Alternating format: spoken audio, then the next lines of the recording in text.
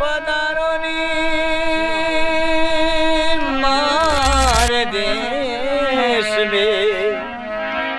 कहानी है राजस्थान के एक गांव के एक गरीब लड़के की।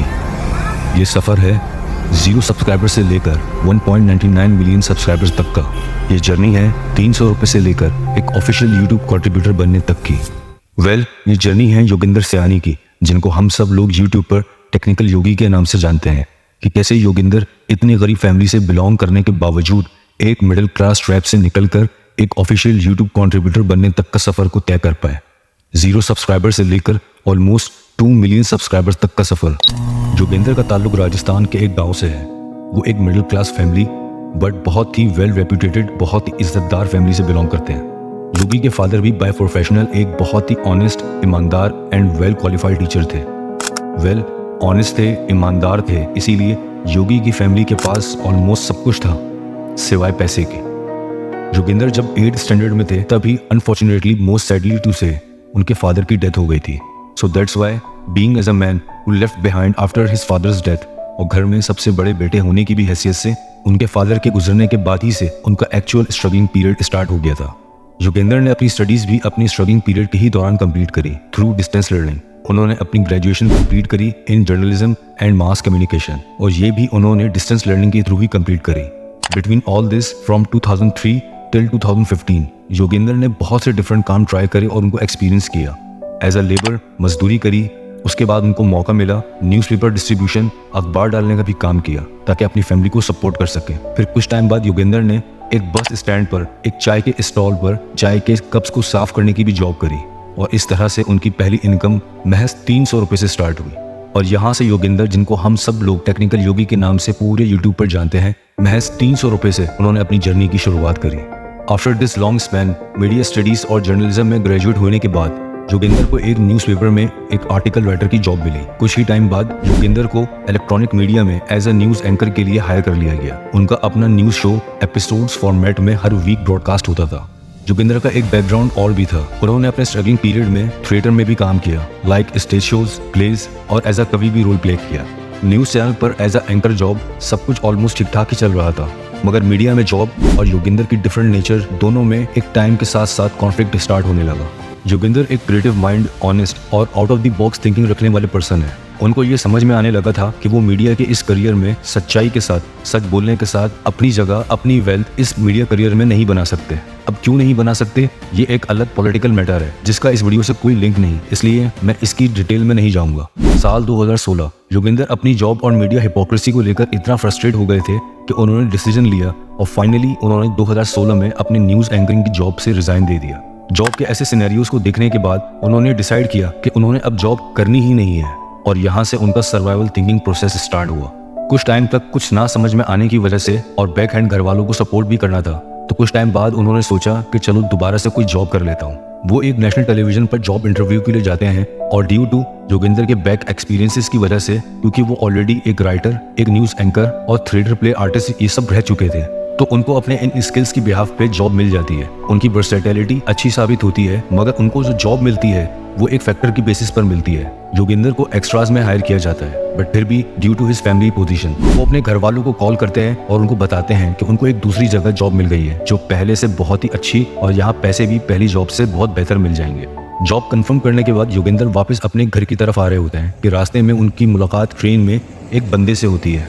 वो देखते हैं कि एक आदमी ट्रेन में अपनी छोटी सी फैमिली के साथ बहुत ही कंजेस्टेड सी जगह में काफ़ी परेशान, इरिटेट हुआ अपनी फैमिली के साथ बैठा है। योगिंदर उस आदमी से बात करते हैं, और बात ही बात में वो आदमी योगिंदर को अपनी जॉब के बारे में, अपनी सैलरी के बारे में बताता है कि वो मंथली 50 से 60 हज़ार रुपये अर्न करता है। तो योगिंदर उसको पूछते हैं कि आपकी सैलरी 50 से 60 हज़ार है तो आपकी लाइफ तो बढ़िया होगी। तो वो आदमी योगिंदर को इस सवाल के जवाब में ये जवाब देता है कि भैया, कि अगर मैं अपनी जॉब से इतना ही खुश होता तो क्या आपको मेरी ये हालत नजर आती। योगिंदर ट्रेन में पूरे रास्ते बस यही बात सोचते रहते हैं कि मैं भी अगर जॉब करूँ तो मुझे भी अपनी लाइफ का एक अच्छा खासा स्पैन जॉब को देना होगा, और उसके बाद कहीं जाके मैं 60 से 70 हज़ार की सैलरी तक पहुंच पाऊंगा। लेकिन उसके बाद भी क्या हो अगर मेरी लाइफ ऐसे ही हो जाए कि जिसमें ना तो सुकून हो, ना ही कोई खास अचीवमेंट, और सबसे इम्पोर्टेंट बात फ्रीडम ना हो।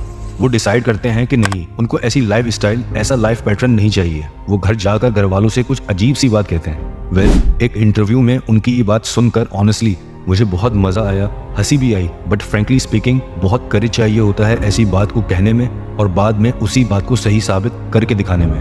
उन्होंने घर वालों को कहा कि मुझे एक बहुत ही बड़ी जगह और बहुत ही अच्छी जगह जॉब मिल गई है, मगर मैं जाऊँगा नहीं। वेल, अब रिस्पॉन्स में घर वालों ने क्या कहा होगा ये तो आप सभी लोग जानते हैं। घर वालों ने कहा कि क्या तुम पागल हो गए हो, तुम्हारी ग्रेजुएशन स्टडीज इसी फील्ड में है, लोगों को आर्टिकल राइटिंग की जॉब बहुत मुश्किल से मिलती है, तुम तो पहले ही एक बहुत अच्छी खासी न्यूज़ चैनल की जॉब को क्विट कर चुके हो और अब ये अपॉर्चुनिटी मिल रही है तो उसको भी डिनाइल कर रहे हो। बट योगेंद्र डिसाइड कर चुके थे कि नो मैटर व्हाट, ना तो वो जॉब करेंगे और ना ही वो अपनी आज़ादी पे कॉम्प्रोमाइज़ करके आज़ादी के बगैर अपनी ज़िंदगी जिएंगे।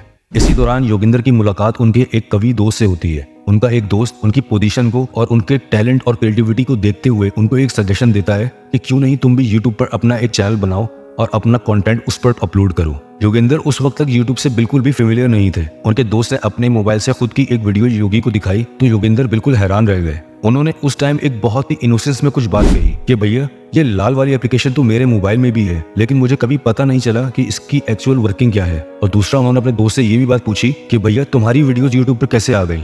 आफ्टर ऑल दिस उन्होंने भी देखा और डिसाइड किया कि वो अपना खुद का एक चैनल बनाएंगे। अब योगेंद्र को एक डायरेक्शन तो मिल गई थी, मगर उस डायरेक्शन पे किस तरह वर्किंग करी जाए और क्या वर्किंग करी जाए ये अभी भी उनको समझ में नहीं आ रहा था अल्टीमेटली कि वो क्या कंटेंट अपलोड करें।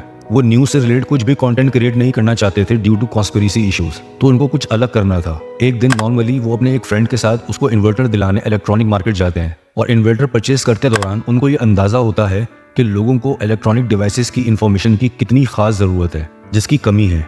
और योगेंद्र जो कि एक ग्रेजुएट थे जर्नलिज्म से, उससे पहले उनका एक बैकग्राउंड ये भी था कि उन्होंने इलेक्ट्रॉनिक्स में भी डिप्लोमा किया हुआ था और यही इलेक्ट्रॉनिक्स की इंफॉर्मेशन ने उनको यहाँ पर एक लेवरेज दिया और उनको आइडिया मिला कि वो लोगों को इलेक्ट्रॉनिक डिवाइसेस की इंफॉर्मेशन प्रोवाइड करेंगे अपने चैनल के थ्रू। और इस तरह से उन्होंने यूट्यूब की जर्नी स्टार्ट करी। उनको अपनी इस नीश में काफ़ी अच्छा रिस्पॉन्स मिलने लगा था यूट्यूब से, लेकिन वो स्टिल स्पेसिफिक नहीं थे अपनी कैटेगरी अपनी नीश को लेकर। वो मिक्स कंटेंट पर काम कर रहे थे, मिक्स वीडियोस बना रहे थे। और उसी दौरान बॉलीवुड की एक फेमस मूवी बाहुबली रिलीज होती है और उन्होंने देखा कि यूट्यूब पर इस मूवी को किस तरह से डाउनलोड करें, इससे रिलेटेड वीडियोस अपलोड हो रखी हैं और वो बहुत वायरल भी हो रही हैं। तो उन्होंने बाहुबली कैसे डाउनलोड करें इस पर एक वीडियो बनाई और उसको अपलोड कर दी और फॉर्चुनेटली वीडियो वायरल भी हो गई। उनकी सिर्फ इसी एक वीडियो पर एक ही दिन में 5 से 6 लाख व्यूज आ गए थे। मूवी की इस वीडियो पर स्पाइक देखकर उनको बिल्कुल ऐसा लगने लगा था कि अब तो बस वो यही वीडियोस अपलोड करेंगे, क्योंकि उनको मूवीज में ऑलरेडी पहले ही बहुत इंटरेस्ट था। तो उन्होंने सोचा कि अब वो मूवी से ही रिलेटेड अपनी वीडियोस को अपलोड करा करेंगे। उन्होंने मूवी से रिलेटेड अपनी सेकंड वीडियो अपलोड करी, लेकिन उसके फौरन ही बाद उनको एक बहुत बड़ा शॉक लगा। और वो शॉक क्या था कि यूट्यूब की तरफ से उनको एक कॉपीराइट स्ट्राइक क्लेम हुआ। योगेंद्र ने फौरन ही से अपने उसी कवि दोस्त से कांटेक्ट किया और उससे पूछा कि भैया ये कॉपीराइट स्ट्राइक होता क्या है। तो उनके दोस्त ने उनको कॉपीराइट क्लेम के बारे में, कॉपीराइट स्ट्राइक के बारे में सब कुछ समझाया और तब उनको ये समझ में आया कि अगर उनको यूट्यूब पर सर्वाइव करना है, कैरी ऑन करना है, तो उनको यूट्यूब की तमाम तर पॉलिसीज को समझना और उनको फॉलो करना होगा। लेकिन ऐसा नहीं था कि सब कुछ इतना आसान और बिल्कुल सीधा सीधा था।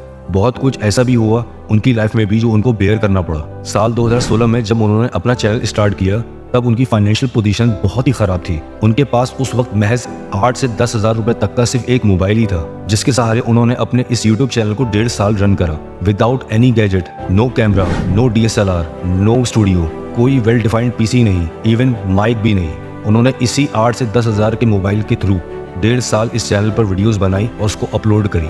आज जो कुछ भी आप टेक्निकल योगी के चैनल पर देखते हो, बैक इन 2016 तब उनके पास सिर्फ और सिर्फ 8 से 10 हज़ार रुपए तक का मोबाइल ही था, इसके अलावा और कुछ नहीं। ये सब उन्होंने अपनी हार्ड वर्किंग, कंसिस्टेंसी, ऑनेस्टी और परसिस्टेंस के थ्रू अर्न किया। कौन कहता है आसमां में छेद हो नहीं सकता, एक पत्थर तो तबीयत से उछल गया। याद रखना दोस्तों, जिंदगी में कुछ चीजें ऐसे ही नहीं मिल जाती, कुछ चीजों को हासिल करना पड़ता है, बहुत से सैक्रिफाइसेस से गुजरना पड़ता है। If you really want to earn, अगर आप सच में कुछ हासिल करना, कुछ बनना चाहते हो तो